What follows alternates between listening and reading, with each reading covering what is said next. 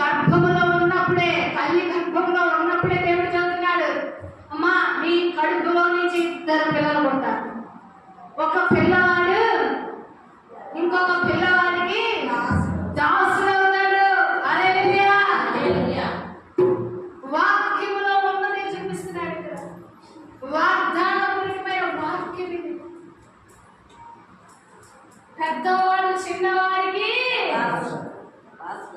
ఏమండి, మనం అందరం ఏమన్నా పెద్దవాడే చిన్నవాళ్ళకి దాసులు అవ్వాలన్నాం కదా, అవునా కదా?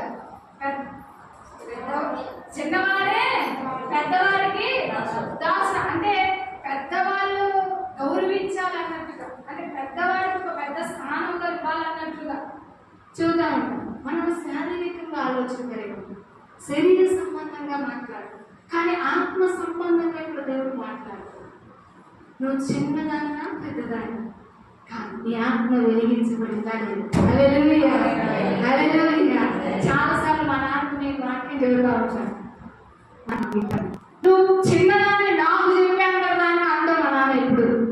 ఎందుకో తెలుసా? ఆత్మీయంగా ఉందా లేదా అనేది చూస్తాడు.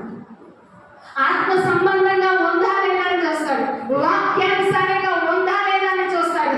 వాక్యంలో ఉన్నది నా కుమార్తె చెబుతుందా లేదా అని చూస్తాడు. అంతేగాని నువ్వు చిన్నదాన్ని నాకు చెప్పి అక్కదాన్ని అయ్యావా అని మాట అన్నాడు. ఏమండి అని అంటే అది శరీర సంబంధమైన మనసే.